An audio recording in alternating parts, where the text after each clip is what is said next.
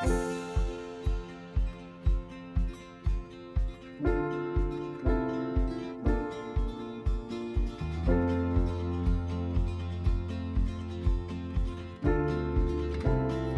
evening, everyone, and welcome to Ending the Stigma. Now, tonight, Ending the Stigma is not on its normal channel. It's on Focused on Forward's channel, which I'm Tim. I'm the host of Focused on Forward. One of your normal hosts, Fredd Carroll, is on vacation this week.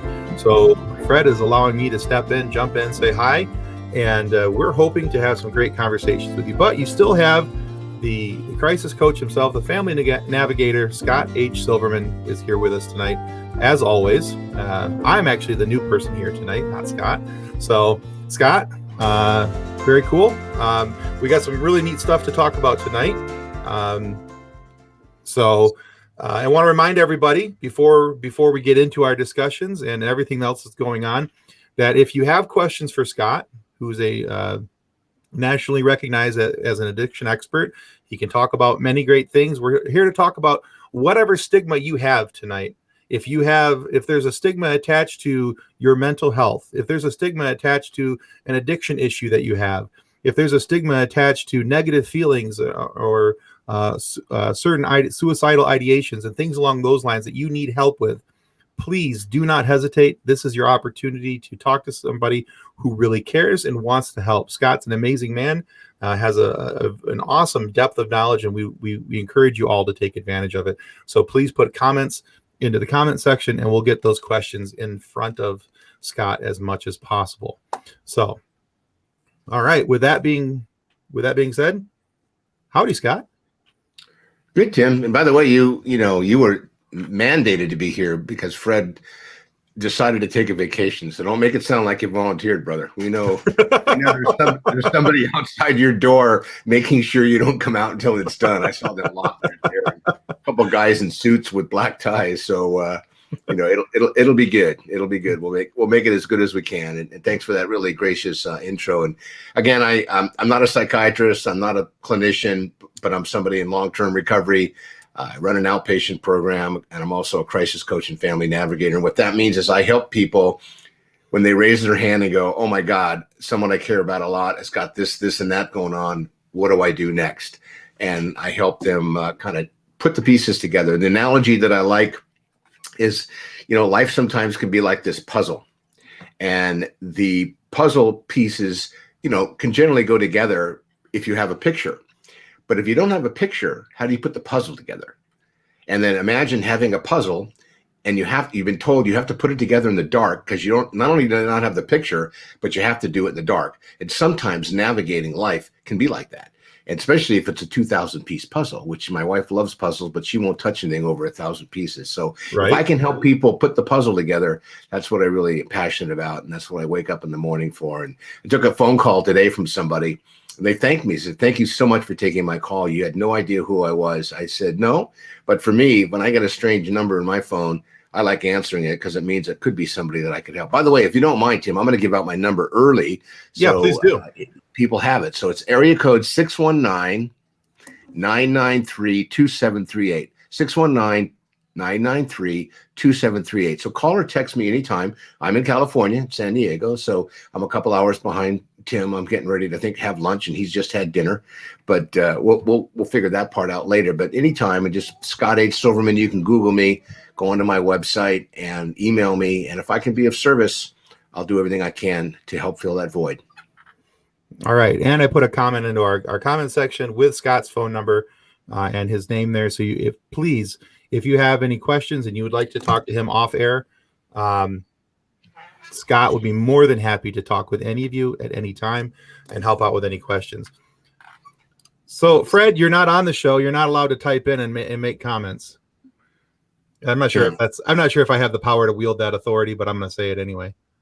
Well, the good news is he's having a great time in Florida.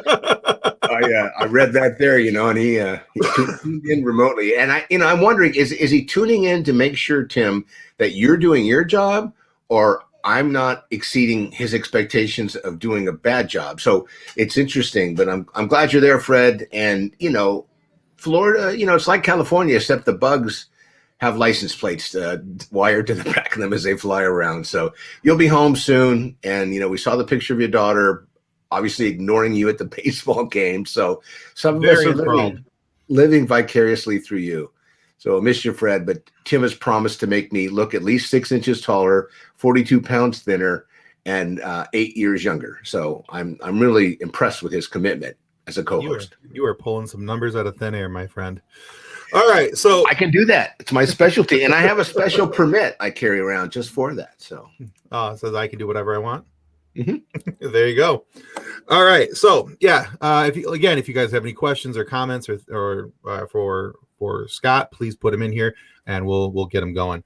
So on my show, Focused on Forward, one of the things that I'd like to focus on is, of course, how people overcome challenges and obstacles in their life and how they move forward with those things despite what's going on around them.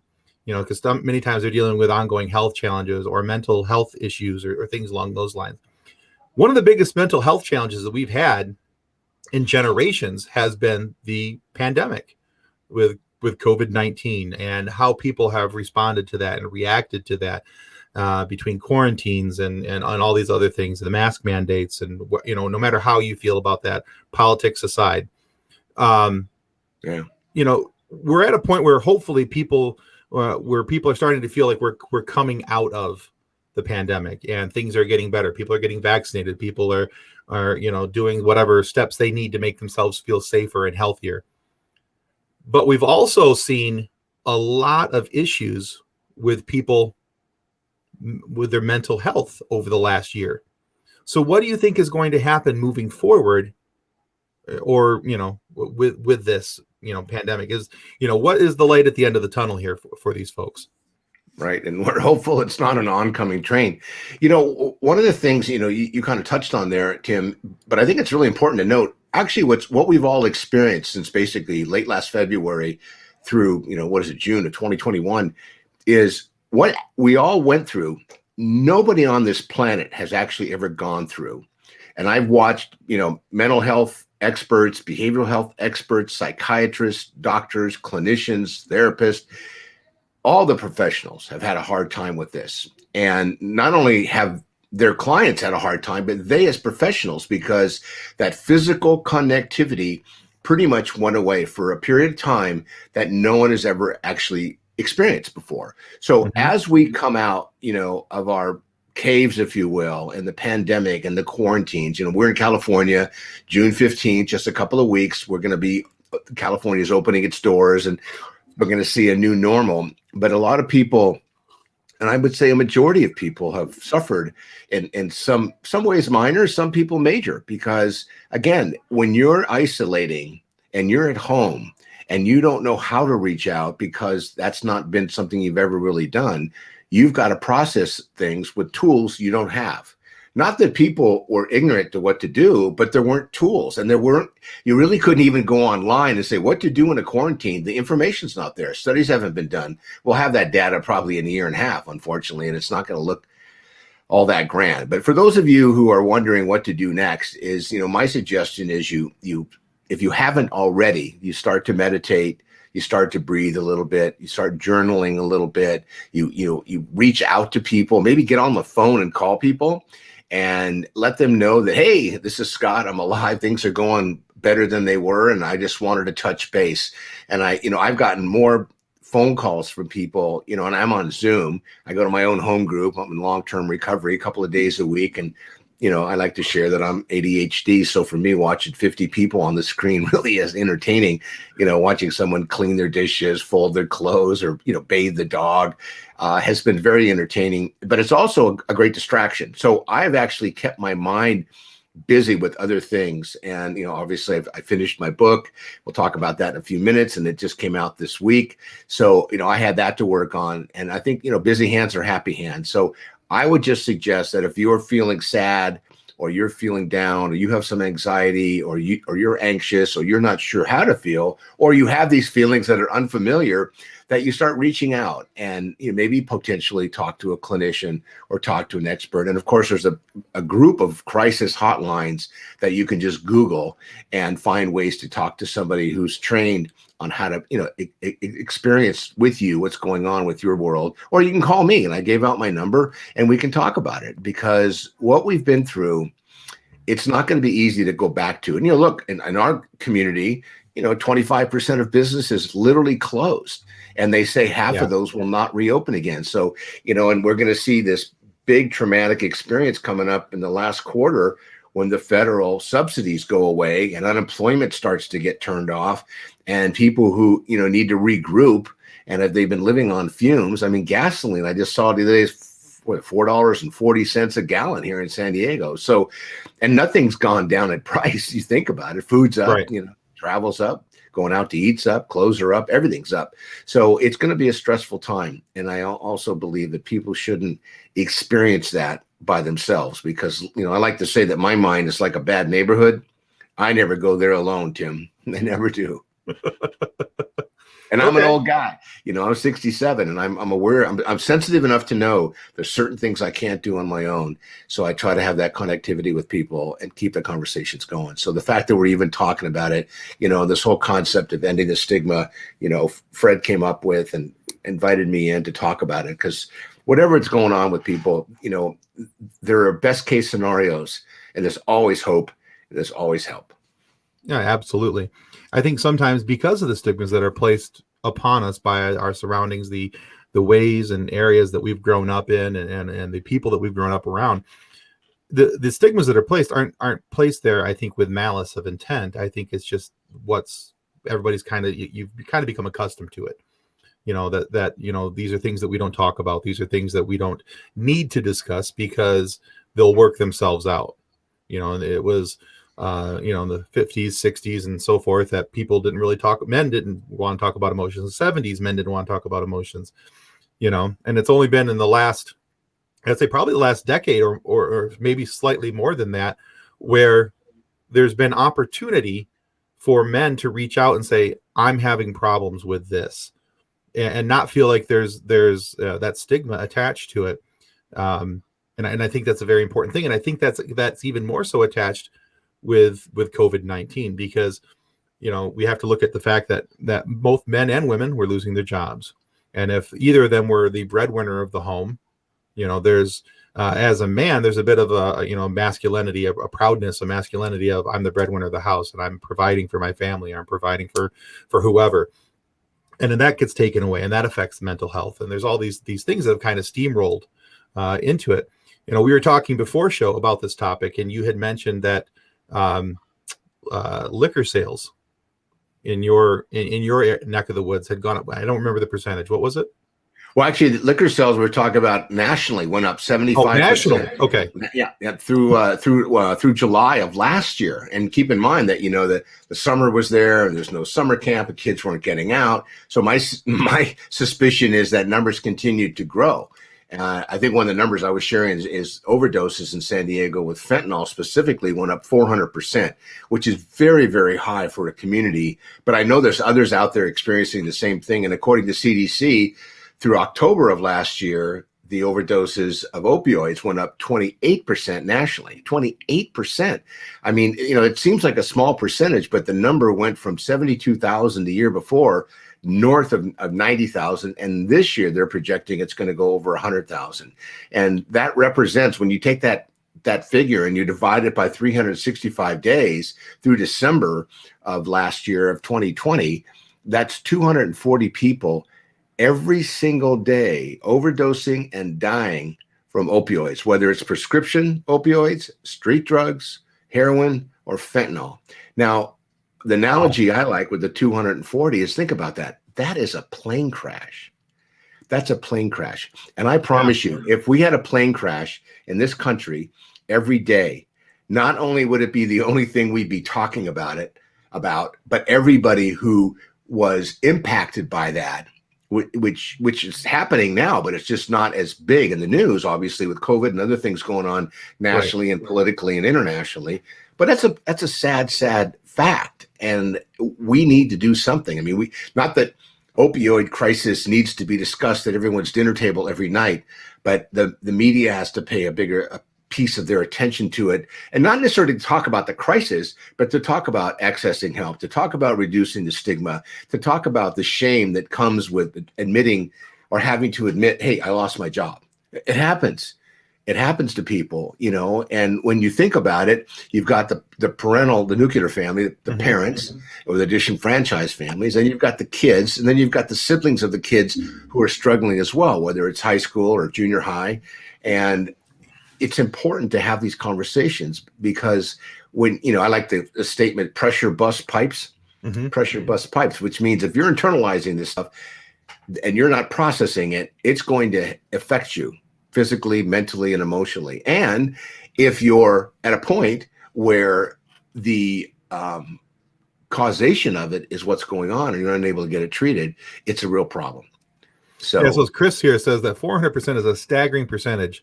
Those are huge numbers. 128% normal plus increase multiplied by 72,000 is a big number. Then maybe 135% of that number, around 90,000, gets huge quick. Well, and, you know, I know Chris, and Chris's math is strange. So, Chris, the huge numbers, 28% increase nationally. Let's get that right, because then you're going to get me in trouble with the CDC, and the CDC will always call the DOJ, and then the DOJ will step it down to the DEA, and all of a sudden I'm going to get a bunch of, you know, people in white coats coming to get me to take me to one of those facilities that I currently work at. So at least I'll know some of the staff. But the numbers are staggering, and I think it's important. You know, and I thank you, Tim, for stepping in this week to be able to talk about it, because even if it isn't a direct impact on you personally, and if it is, what happens is, again, the spillover with the other members. You don't have a calculator. Okay, Chris, clearly you're driving around. Chris, by the way, is a guy who works really hard every day, making a living, also working really hard to help solve the problem of homelessness. That's kind of how we met. We're passionate about. Oh, nice. Yeah. So. And he's a big fan of the show because he has nothing else to do at 4:00 on Wednesday, PST, Pacific Standard Time. So the idea is it doesn't just impact somebody, because when somebody expires, there's family, there's friends, the inner circle, the outer circle, there's colleagues, cohorts, neighbors.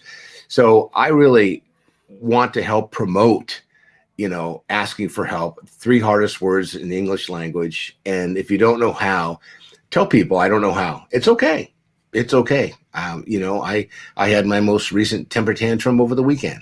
My daughter, it's funny, we were having dinner and you know, we ordered some lunch Sunday, and we ordered some Greek food in, and I went to dip my gyros in the yogurt sauce, and my daughter leans over and says, "Dad, be mindful. There's only one little tiny cup." And I said, "Are you freaking kidding me? Seriously? It's my second bite." She said, "Well, just be mindful. There's only one of them, and I love that sauce." Anyway, then I just left the house for a minute and stormed out, and she came and got me, and we made amends, and then she apologized at the rest of the lunch. She goes, "I found another yogurt container." So I said, but little things like that, you know, there's a trickle down effect, and Sure. It can be a big shocking wave when those things happen, and if we don't have the coping mechanisms, we can react in a very negative way. And then that is how we impact ourselves. And then that retaliation comes against the family. I mean, look, I didn't want to get into it, but I want to mention domestic violence is up dramatically. Child abuse is up dramatically, because without schools, that's where kids would bring, unfortunately, the happenstances at home and tell a teacher, and a teacher would make a phone call. So if you're listening to this and you don't know what to do, don't do nothing. Do something. Reach out, family, friend, faith-based leader, your doctor, you know, get on the phone with one of the 800 crisis lines and talk to somebody. Do not try to do this alone. Most of us aren't trained for it. Most of us aren't prepared for it. Yeah, very, very true. You know, I think too that, you know, going back to, and I'm going to show your number here on the screen again. If you're looking for opportunity to call Scott, his number again is 619-993-2738. That's for Scott H. Silverman, this gentleman who's been talking with us for the last few minutes. So it's important, I think, to notice too that, you know, if you mentioned earlier that the equivalent of a large airplane crashes every day. And I can't, this whole time you were talking, not that I wasn't paying attention to what you were saying, but I was also thinking about that. if 240 people lost their lives every day in a plane crash, you would never, you're right, you would never hear the end of it. That would be on the news all day, every day, 24/7, everywhere. I think, though, that because I think it gets diluted down and lost in the minutia of the day, because it's one person here, it's one person there, it's one person there. And so instead of it all being in one centralized location, it doesn't get the attention to it that it certainly requires. Chris also says that because of nobody reporting, schools seem to be the primary intervention system for child abuse. So in many cases, that's true. And your point, Tim, is so, you said it much better than I did succinctly. If we had a plane crash every day, every single airline would be shut down until they figured out what's going on. You wouldn't be able to get on an airplane unless it was a medical emergency transporting, and then you'd have to get cleared for it. So, the fact that we are experiencing this on a daily basis, it's part of the reason I wrote my book, The Opioid Epidemic, is because I want to be able to use my platform, and I'm not like a Demi Lovato that has a huge platform. I have, I think, 3 friends, and 2 will be out of prison very soon. And Chris is one of them, which means there you go. I have a small audience, but I hope to scream from the rooftops so we can start to save lives, because behavioral health is treatable. If someone is suffering from depression, it is treatable. If somebody has an addiction or is self-medicating, it is treatable. There's treatment out there, and there's hope out there. And this is not like something that, when you get it, you can't fix it. You can support it. You can change it. You can work on it. You can repair it. You can modify it. And there's different ways to really shift and pivot to feel better, to be better, and get better. And I think this is a perfect time to start talking a little bit about your book, because we've been talking about the overdoses from opioids and the problems that, because people are feeling the pressure of what's happened over the last year. And not that there wasn't an opioid problem before, this all began. But over the last year, there's been an immense pressure. People are working from home. Their kids are doing, schooling from home. So we've taken this family structure that everybody used to have a release. Mom and dad used to go to the office during the day, and the kids would go to school, and there was all this, kind of going on in the background where, they had their release, and now it's a pressure cooker, and so if there was already issues in the family, then, it kind of builds up. So we're at a point now where people are looking for a release. They're looking for a way out. They're looking for some type of pressure release from the pressure that they're feeling building up around them. And so I think about the title of your book, which is entitled The Opioid Epidemic. And so, as you said, this just came out. So let's talk a little bit about that. And first off, before we get into the bigger parts of the book, tell the folks at home what opioids are, so that they, because you mentioned there's street versions, there's prescription versions, and so that we can have an idea of what people are fighting. Right. Well, when you first think about opioids, OxyContin probably is the one medication that was, the most prescribed for pain. So opioids were used for pain over the years, and fentanyl, which is one of the biggest street drugs now, but actually fentanyl was created to work with people who had cancer and high levels of pain that OxyContin was not able to treat. And what we've learned, or science has learned, and the Surgeon General just spoke of it about 3 years ago now, that long-term use of opioids for pain doesn't work for pain. The brain just doesn't, work out the way it's supposed to. So it's not like a organic substance you take where you get stronger every day and you get better every day and you get more aware. Opioids work on the body in a generally a negative way.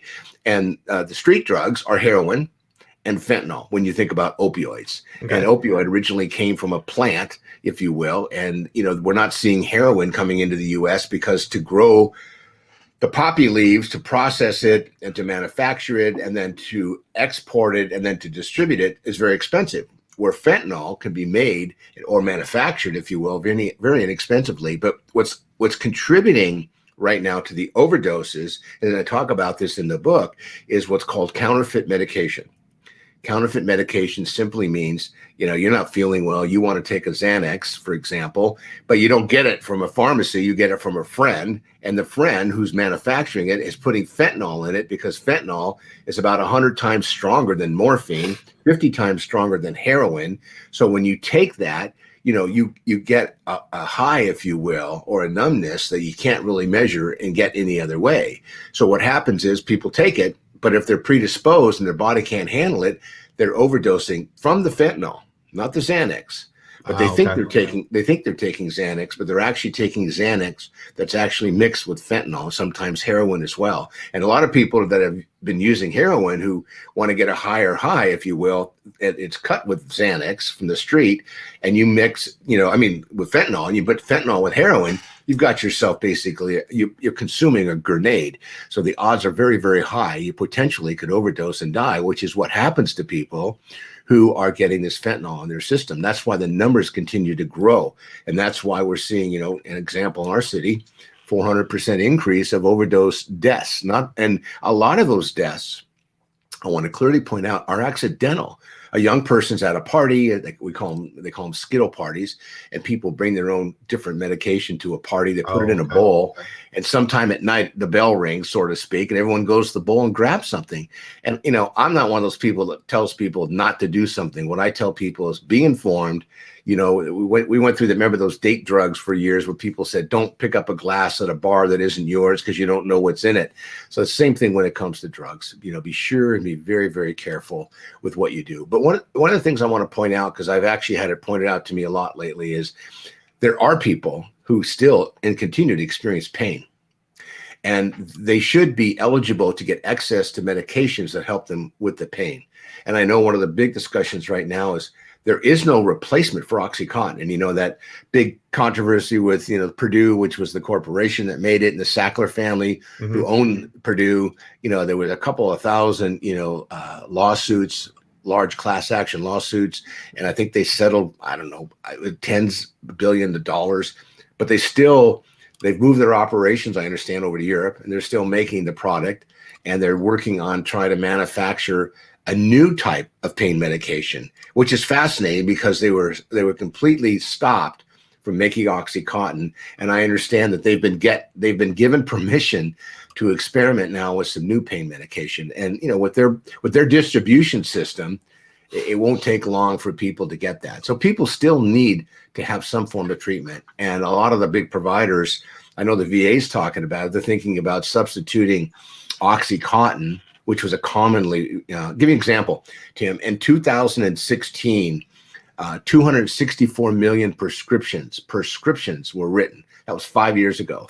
And according to the CDC, 61% of those prescriptions still sit in medicine cabinets, because most people that take what they need for the pain for a day or two or three, and they want to save it. They don't know how to dispose of it. I even run a nonprofit called Safe Homes Coalition. And what we do is help educate families locally on how to dispose of unsafe and unused medication, because people, they don't want to throw it down the drain, and you certainly don't want to put it in the landfill. And who was it? Was it Rand Paul? Just talked about birds on cocaine, birds that were eating cocaine. The other day I saw on the news, he was concerned about birds who were getting exposed to consuming cocaine, which is fascinating when you think about it, that they take a national platform on, I think on the floor of Congress, he actually talked about it with a picture of a bird with its beak and a pile of powder.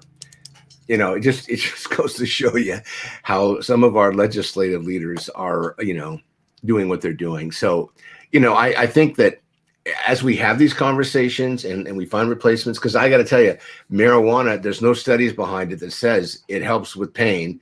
And people that are substituting, a lot of them are doing it because they can't get access to OxyContin anymore.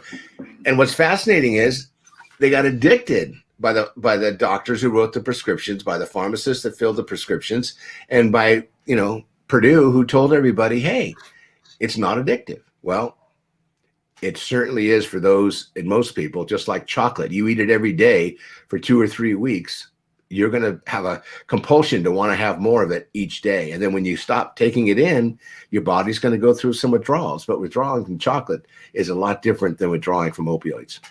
Yeah, absolutely.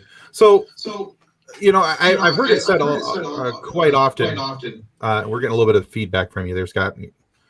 There we go. I've heard it said quite often, though, that marijuana is good for pain treatment, and people, but so you're saying that there are not conclusive studies for that? Not for the replacement of opioids. And when I say that, what I'm saying, somebody who's taking an 80 gram tablet of OxyContin is about $80 on the street. Okay, so it's very expensive. But if you're taking 240 milligrams of it or you were on a daily basis, you can't put enough marijuana in you, because the marijuana does not do for the brain what the OxyContin did. So what I'm saying is replacing it. There are conversations around how do we help somebody who we want to taper off of OxyContin. What do we give them? And, I've heard pain doctors say yoga. Well, if you've been in pain for 5, 10, 15, 20 years for some people, yoga is just not going to cut it. So there's discussions, because marijuana is so potent right now in today's dosage. The THC content is like 97%, where in my day it was like 3%. My day meaning when I was in, the 60s and the 70s. So people think that that's going to help, and there are edibles out there, and and I believe in medical marijuana. I also believe in medication-assisted treatment, which is harm reduction. So if somebody is trying to get off of one drug, sometimes they need another to help. When I went into treatment, I was on a lot of things: cocaine and marijuana and alcohol and barbiturates, and what they gave me, was Valium at the time. And that was what they gave you to kind of make sure that you didn't go through detox, in a very physically uncomfortable way, which could cause potential heart failure and brain embolisms and other aspects of what took place. So there, and there's nothing wrong with that. I mean, as long as it's medically supervised and you've got an expert helping you champion that goal, then I think it's a great thing. And I think right now everyone's talking about MAT, they call it medication-assisted treatment, and how they get it into treatment centers and how they help people wean off of or get off of opioid addictions. Okay. So yeah, I was talking about something else. So I misunderstood what you're saying. So that's fine. Glad for clarity. No, I appreciate the clarification. That's good. But Chris raises an interesting question. You were talking about, the that whole issue there. But Chris says not enough funding provided to research it. Well, if he's referring to marijuana replacing opioids, I think what it is it's not a matter of not enough funding, but yeah, and that may be true, but there's not enough history of people taking the current level of THC leveled marijuana as a substitute for OxyContin. So there's no studies yet that are longitudinal that have gone on for 1 or 3 or 4 years, because this has just all kind of been delivered to all of us, where the pharmacies and the doctors and the DEA all said, stop prescribing OxyContin the way you used to prescribe it. Because the way it used to work, Tim, is you'd go see a doctor, you tell them what your level of pain was on 1 to 10. And, they had this oath and creed when they learned to be doctors about, if somebody comes in and they have a pain level of X, you give them what they need for the pain. So that was kind of like, SOP for so long. And then doctors were told, look, you can't do that anymore, because we now know this, this, and that. So, but you can't take a client who's been dependent on a medication for years and just say, look, in 30 days, I can no longer prescribe this to you. That'd be like, it's a horrific situation for people. I mean, just 2 years ago, the FDA approved giving OxyContin to minors 12 and under for pain. And when I say pain, we're talking about heavy issues, chronic, burn victims, or even potentially cancer, because, and morphine doesn't always work. So you don't want people to suffer. But what I'm talking about is people that have been dependent on it for so long, or drug seekers, if you will, who have been, they go from pharmacy to pharmacy because they want to stay high on OxyContin. Okay. Chris also asked if it's Schedule 1 still federally, is that a barrier as well? I know more about the Schedule 3, 4s, and 5s, but at the end of the day, right now, what they're telling people who are coming off of Oxy or can't get Oxy is to take Advil. And to me, that's like, getting a massage for a broken arm. It's not going to really help much. So I think it's real important that, you get to a doctor that can help you work through alternatives. Okay. All right. So let's talk primarily about your book here for a few minutes, because we've kind of hinted around it. We've talked about the title of it and everything. But so tell people about your book, what the inspiration for it was, and what it's all about. Okay. Well, here's the book, The Opioid Epidemic. And, I jokingly say the 3 years it took me to write it, Tim, 250,000 people overdosed from opioids. Think about that for a second. Oh, man. And the whole idea about the book is to create a kind of I want to call it a toolbox. Some people say, well, that's kind of like, fixing a plumbing problem, but it is. It's got some tools in it. It's got some great stories. It's got families who have lost loved ones, people who have experienced overdose, sharing their experience, strength, and hope. Our local district attorney, Summer Steffen, was quoted in the book. I have somebody who works for the DOJ has been quoted, and the goal was to just find different mechanisms of information that people could use the book as a resource if they have a family member who's suffering from some form of an opioid addiction, or someone who's been experimenting with opioids, and it helps the parents answer the question. So it's real important for parents, when you think about it, to pick up the book and talk about it. We also, we have a topic in there about marijuana. We also talk about vaping and how vaping has become a new tool, if you will, for bringing opioids into the body. Because you can take opioids in a pill form, you can grind it and put water in it, another solution, and then you can heat it up and you can inject it. And you can also smoke it. So in the book, it talks about, what to do. In the very first chapter, it's called, is there really a crisis? Because some people, when we talk about those numbers, Tim, don't believe it's a crisis. I believe it's almost like a pandemic because it's so out of control. And when you hear the staggering numbers, and by the way, we won't hear probably until the end of summer what the studies look like through last quarter of last year, 2020, to the last quarter of 2021. And usually when the federal databases update, they're usually a year behind. So what the book is supposed to be able to help with is better understand what's going on with the epidemic, how to parent your children who might be suffering from it, and more importantly, use the book to inform yourself and your loved ones. So the reason for the book was just that, and as somebody who's actively, in the business of providing substance use disorder treatment to people, it was a way for me to find a way to put it in print so people can get access to it. So right now the book is on Amazon, The Opioid Epidemic, and you can go to my website, yourcrisiscoach.com, and you can order a book. And I know Chris ordered a book and he's pissed off he didn't get it, but evidently the demand got quicker than supply, which is kind of cool. So get your copy as quickly as you can, and I'd love to have you read it and tell me what did I miss, what should be in the next book, what was helpful to you, and just reading through a couple of different chapters, just the headings. Why do I care? We're so screwed. What is addiction? The red flags, the big 7, truth or dare. Is it a 3-legged stool? The sabotage of the teenage mind. Where do we go from here? And create crucial and tough conversations. That's half the chapters.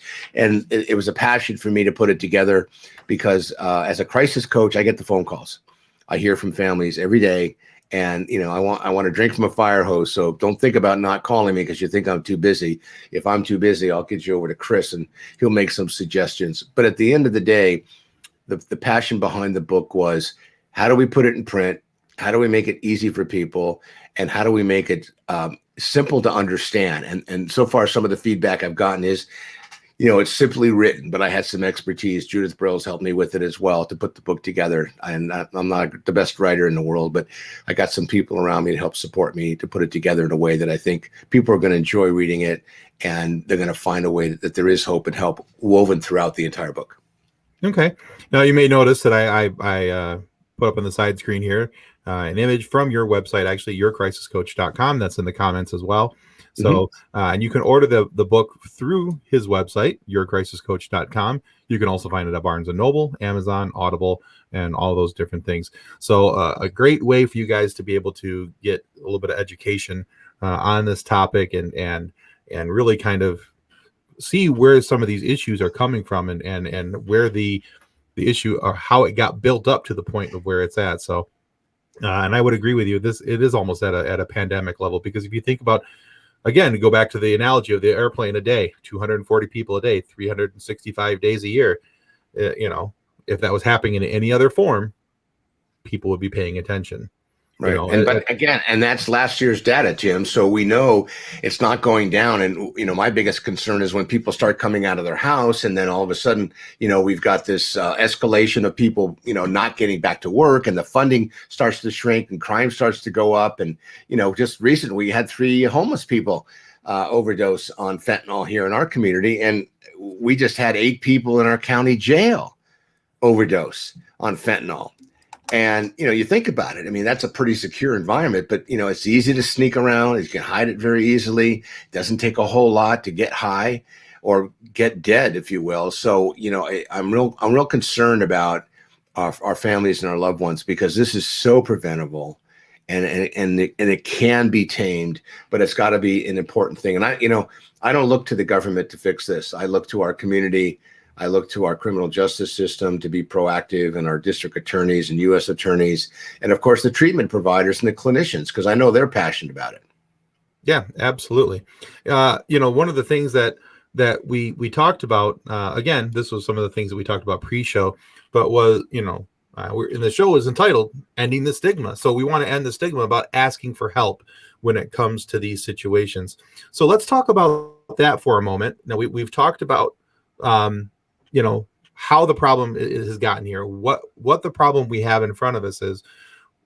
Now let's talk about trying to find the light at the end of the tunnel that's not a train, and helping people to realize that there is, a possibility of help for them. And as Chris here says, the people have the power. So helping them to understand what the power is that they have and how they can move forward. So how do we do that? Well, first, we know that there are solutions. Second of all, we know there's hope and help. Thirdly, we know that we can't do this alone, and we shouldn't think that we have to. That if you reach out and you raise your hand and you say, I need help, somebody will help you. I promise you, someone will help you.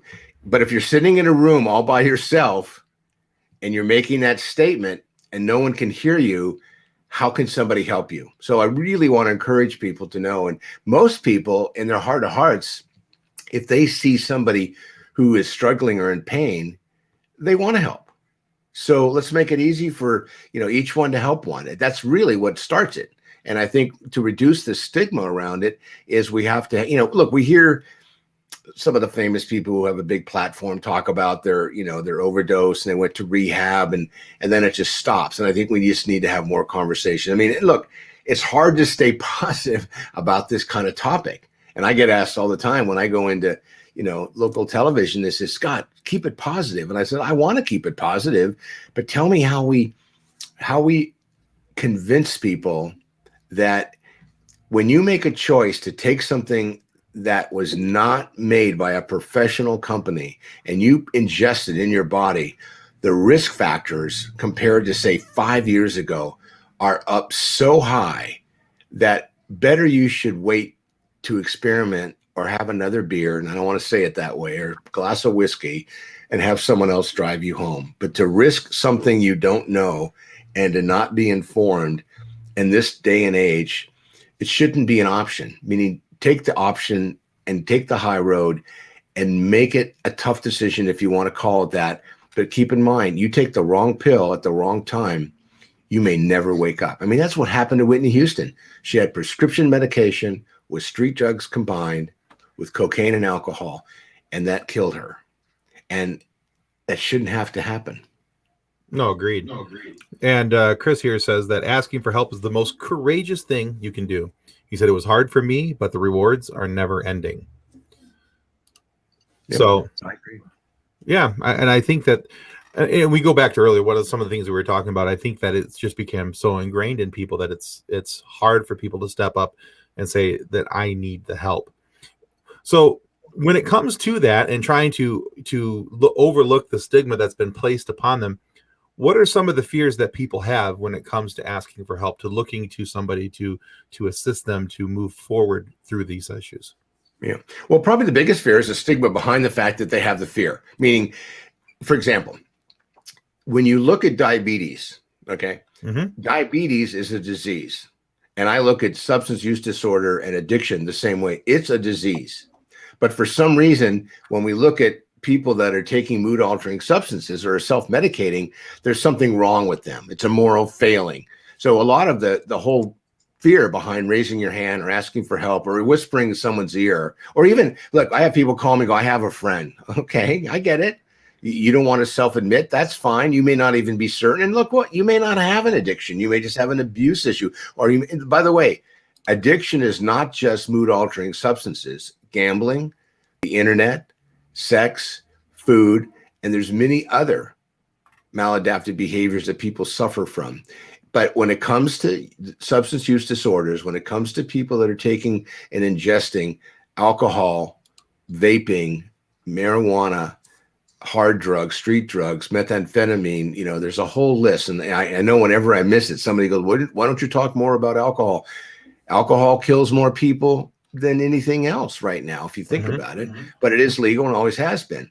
And the idea of raising your hand and telling somebody you have a problem is admitting, you know, it's the shame part. It's embarrassing.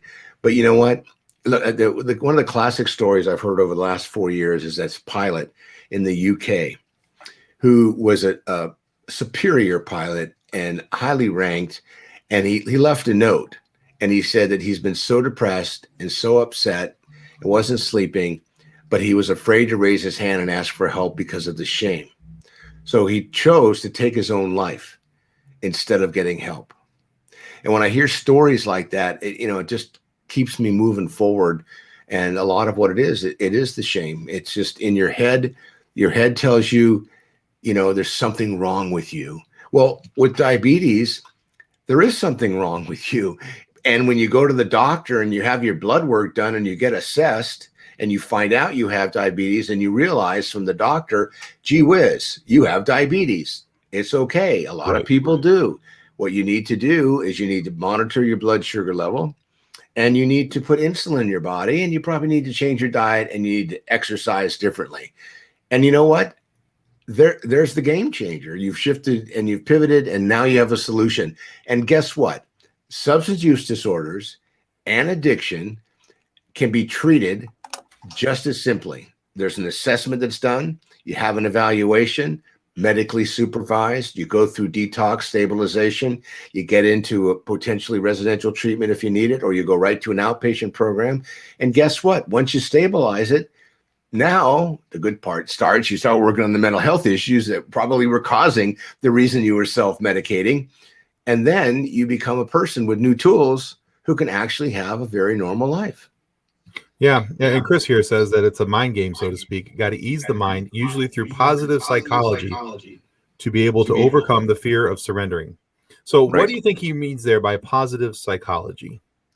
Well, and it's interesting. Sometimes people call that willpower. They think, just use some willpower. And I had this old guy share at a meeting I was at a couple of weeks ago. I love this analogy. He says, if you think willpower will work when it comes to stop using mood-altering substances, next time you have diarrhea, use your willpower to stop it. And that's not going to work. Yeah, no, it doesn't work. And I think that what Chris is referring to is the tools that you need, but most people don't have the tools, which is why their level of suffering continues to snowball. So it's really going to an expert out. Look, people's car break down. Okay, they don't get on their phone and look up YouTube. Car breaks down. What do? They call a tow truck, right? You have a branch fall through the roof of your house. You can go to YouTube, but you're normally going to call, insurance company and find out who can help repair the damage. And when it comes to what we're talking about today, addiction, substance use disorders, maladaptive behavior, suicide ideation, depression, anxiety, whatever feelings that are going on, PTSD for people that are, who suffer from that. And by the way, if 10% of our population doesn't come out of this pandemic with COVID, with PTSD, and I'm thinking it's a low number, I would be shocked. for all the things we had to basically adjust to, and the lifestyles we had to go through, and the wearing of a mask, and where you go out, when you don't go out, standing in line, waiting here, all those things can contribute to PTSD, post-traumatic stress disorder. So I think the positive part is, once you've gotten help, and you have to start there, a third party outside of yourself, get out of your head, go to someone who knows what they're talking about, and work with them. You'll get new tools. And with the tools, you can have the positive psychology, And I just said earlier, the meditation, the breathing, using a journal, going for a walk, holding a friend's hand, going to a movie, watching a movie, sitting with friends and family, and sometimes just listening when you're around other people. You can get positive energy coming in, and hang out with people that are positive, because that helps too. Yeah, absolutely. And to add to this, one of the things that I have kind of been trying to champion a little bit here is that, when it comes to men and mental health and all these different things, I want men to understand that it's okay to go out and ask for help. One of the reasons I started focused on Forward was that after my daughter came out of the hospital, I was experiencing, and I didn't realize it, I was experiencing a form of PTSD, and I had to go get counseling for that. And it took me a while, though, to be able to convince that it was okay, convince my brain that it was okay for me to reach out and ask for help, because some of the things that you had talked about earlier, I felt that there was something wrong with me. And I didn't want to admit a weakness. I didn't want to admit that I had a shortcoming somewhere or something, that they were going to find other things that were wrong with me. If I admit to this, what else are they going to find, as we start talking? But reaching out and asking for help was the single greatest thing I ever did for myself. And I realized that we're talking about, some of the things that when it comes to addictions and things like that, but there's still a stigma attached to the mental health and asking for help. Whether you're asking for help when it comes to your mental health, you're asking for help when it comes to an addiction, things along those lines. Man, woman, elderly, child, I don't care. Please don't hesitate. Reach out, ask for help, get the help you need, because it's your life is going to be so much better on the other side of it. It's, as Chris said earlier, the rewards are never ending from having done that for yourself. Chris also says, so I was talking about the person who was being opened up to. Don't judge, and have a positive look at them for reaching out. I held off for a long time because of the judgment that he felt would come. And yeah, I think that's pretty average for most people. Yeah. Kim, I want to, because when you say it, I'm listening to it, and I talk about it all the time, but I want to really encourage people. If you don't know how to ask for help, and we're sitting here saying, hey, ask for help. I can remember working with people when I ran a nonprofit coming out of jail and prison. Everyone said, well, they should go get an education. So we started doing a study. We realized that some people who never actually finished high school, they don't even know how to go get an education. Right. So we used to have, education stewards that would actually take them to campus, show them where to sign up. And all of a sudden now people were learning how to go back to school, because if you don't know how, you don't know how. So if you don't know how to ask for help, I encourage you to, call me and say, you know what? I have no idea how to ask for help. We'll talk about it. I'll show you how. It's not as hard as you think, but I want to be cautious that when I make that statement, it's a suggestion, but I realize as I'm listening to you talk about you and your child, Tim, if somebody doesn't know how, or ego, one of my definitions I like is edging God out. And people say, well, I'm an atheist. Okay, well, I like the term good orderly direction when it comes to a higher power, because that helped save my life. I got out of me. And the idea is, if you don't know how to ask for help, that's okay. You can talk to people about that, and then that will help set the track that you need, and your GPS can get reset, or your compass can get refocused. And through that, you can start to ask, because I'm listening to you and thinking, you know what? We keep asking people to ask for help, three hard words. But if somebody doesn't know how, or they're ashamed, or they're embarrassed, or if they think if they mention they've got this perceived character defect, everyone around them will judge them forever. It's funny when I listen to parents when they call me, they go, this kid has been, we've spent $500,000 on treatment. The behavior hasn't changed. And, they're always blaming us for everything. And they go, can you fix this? I said, well, not in a weekend, no, but I can help guide you. And it's amazing because they just, they get fed up, they get upset, they get, their patients are just drained. They haven't slept because they worry when their kids go out. And, these things, to your point, when you have these feelings that are not managed effectively over time, they tend to take away your ability to process any kind of normal behavior. So it takes time. Once you hit the wall and there's discovery and you get assessed, and then you self-assessed, you take an inventory, and then you want to move forward with new tools. If you think about how long you've been in that particular frame, it's going to take at least that long to really get to where you want to be. So if you've been depressed for 3 to 5 years, you can't go to a weekend seminar. It's just not, you may get the ideas there, but you have to implement them. Right. You have to do the footwork. And it's like you said, it's going to take time. Right. I always kind of equate it to like buying a bookcase from IKEA. You know what it's supposed to look like, and you can bring home all the parts, but if you don't put the work into it, you're not going to get that nice looking bookcase. Right. So, and it's really the same thing here. And Chris even brings that up, that the folks that we're talking to, they may not know what hammer to pick up and why, or as he says, which end of the hammer to even pick up. So the guidance is there. And I think that's really necessary. So if, you don't know where to start, that's fine. Everyone has to start somewhere. Talk with, a close personal friend, talk with a parent, talk with, if you're religious, talk to your religious leader about it.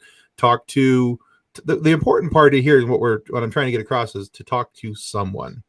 Keeping it in is what's going to be unhealthy for you moving forward. And even Chris says enlightenment can be scary as you're getting into it. It's going to be, you're going to have a few things kind of come up, and there's going to be some hills and valleys to go through with your counseling, your training, and even to step away from some of these addictions, I'm sure. So yeah, and when you get new tools, even if they're old tools that you had in a box, you dust them off and you clear the rust and everything. And by the way, sometimes you're picking up a hammer because you want to smash what's going on, and you really need a wrench, or you may need a screwdriver. It could be a drill. It might just be a hair dryer to blow some stuff out of the way. So until you understand how to use those tools with a new direction or a new roadmap, you're potentially going to fail, and you're going to make mistakes, and you're going to fall down, and you have to get back up. I love that saying, fail frequently so you can succeed sooner. And you hear about it because it happens a lot in the treatment industry. Mm-hmm. The average person, listen to this, Tim, the average person who goes through a 28-day inpatient program, no matter where it is in the world, from Aruba to local to Texas to Florida to Guam to Philippines, anywhere in Europe, whether it's $100,000 a week or it's $5 a day.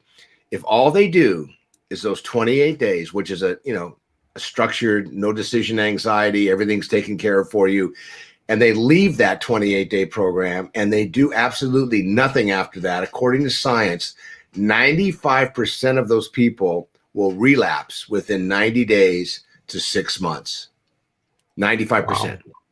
So when you think about it, if you don't stay connected to something, meaning getting the tools, learning how to use them, you still have to apply them. Look, everyone can relate to, I think, trying to lose weight and being on a diet, so to speak. And there are some people that never had a problem and they're trying to gain weight. So think about being on a diet and you lose the weight. Well, okay, now what? Well, whatever it was you did to lose the weight, you have to find a new, second step, if you will, to continue to maintain the weight that you've lost. So is that food intake adjustment? Is that exercise? Do you need medication for it? How's your blood pressure? So these are all the things that, until you understand them, and you really don't, and if you're doing it for the first time, you need help to do it. That's why there's, therapists. That's why we have life coaches, crisis coaches, business coaches now. I have a business coach now. I've never really had one before.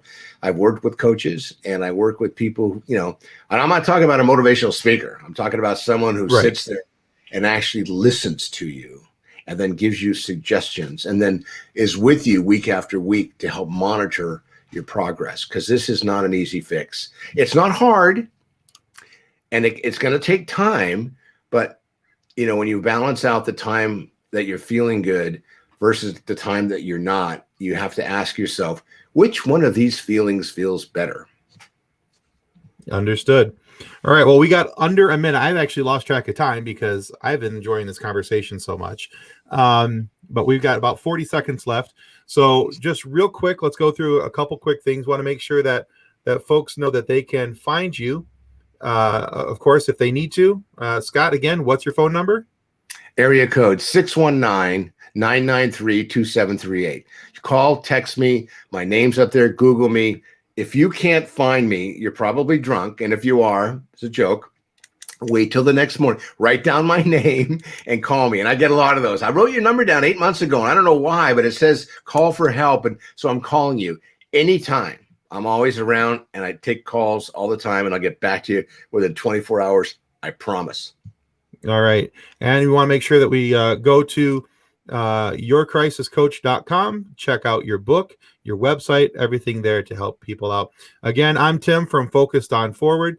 You can check us out on whatever your favorite podcast destination is.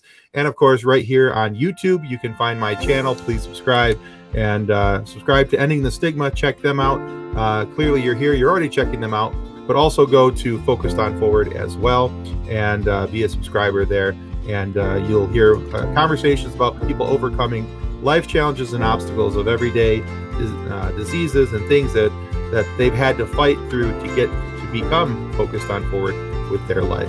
So thank you for listening, guys, tonight, and catch us right back here with Ending the Stigma and Fredd Carroll back in the hot seat next Wednesday, 7 p.m. Eastern. Take care, everybody. Thanks, Tim.